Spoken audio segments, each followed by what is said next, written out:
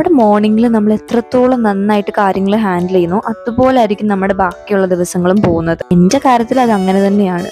ഞാൻ ഇന്ന് രാവിലെ എഴുന്നേറ്റിട്ട് ഒരു സാൻഡ്വിച്ച് ഉണ്ടാക്കിയിട്ടുണ്ടായിരുന്നു.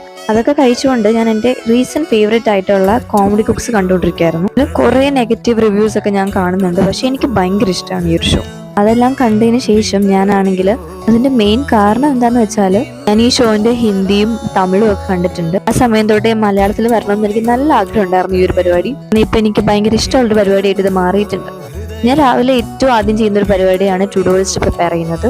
കഴിയുകയാണെങ്കിൽ നമുക്ക് ഇന്നത്തെ ദിവസം എന്തൊക്കെ ചെയ്യേണ്ടതെന്നൊരു കറക്റ്റ് ഒരു ഐഡിയ കിട്ടും. ഇന്നാണെങ്കിൽ കുറേ കാര്യങ്ങൾ ചെയ്തു തീർക്കാനുണ്ടായിരുന്നു. അതുകൊണ്ട് തന്നെ ടു ഡു ലിസ്റ്റ് പ്രിപ്പയർ ചെയ്യുന്നത് അത്രത്തോളം ഇമ്പോർട്ടന്റ് ആയിരുന്നു. സംഭവം ഞാൻ ഇന്നലെ ചെയ്തിട്ടുണ്ടായിരുന്ന കാര്യങ്ങളെല്ലാം ടിക്ക് ചെയ്തതിന് ശേഷം ഇന്ന് എന്തൊക്കെയാ ചെയ്യേണ്ടതെന്നും കൂടെ എഴുതി വെച്ചിട്ടുണ്ടായിരുന്നു. എല്ലാം കഴിഞ്ഞിട്ട് എൻ്റെ ടേബിൾ നല്ലതുപോലെ കുളവായി കിടക്കുമായിരുന്നു. അതൊന്ന് ഡീപ് ക്ലീൻ തന്നെ ഞാൻ ചെയ്തിട്ടുണ്ടായിരുന്നു. ടേബിളൊക്കെ ഒന്ന് സെറ്റ് ആയതിനു ശേഷമാണ് ഞാൻ പഠിക്കാനായിട്ട് ഇരുന്നിട്ടുണ്ടായിരുന്നത്. പഠിക്കാനല്ല, നോട്ട് എഴുതാനായിരുന്നു ഞാൻ ആദ്യമേ ഇരുന്നിട്ടുണ്ടായിരുന്നത്. എനിക്ക് കുറച്ച് നോട്ട് കംപ്ലീറ്റ് ആക്കാനുണ്ടായിരുന്നു. എക്കണോമിക്സിലെ നോട്ട് കംപ്ലീറ്റ് ആക്കാനുണ്ടായിരുന്നു. ഈ നോട്ട് പെൻഡിങ് ആവാനുള്ള കാരണം എന്താണെന്ന് വെച്ചാൽ ഞാനാണെങ്കിൽ സ്കൂളിൽ എൻ്റെ ഈ ഒരു നോട്ട്ബുക്ക് കൊണ്ടുപോകാൻ മറന്നുപോയി. വീട്ടിൽ വെച്ച് മറന്നിട്ട് അങ്ങോട്ട് പോയി.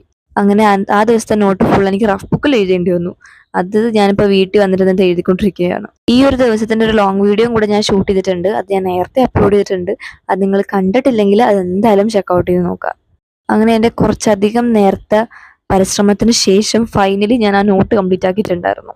നോട്ടൊക്കെ കംപ്ലീറ്റ് ആക്കി ഞാൻ ടു ഡു ലിസ്റ്റിൽ എന്തൊക്കെ ചെയ്തിട്ടുണ്ടോ അതൊക്കെ ഒന്ന് ടിക്ക് ഔട്ട് ചെയ്തിട്ടുണ്ടായിരുന്നു.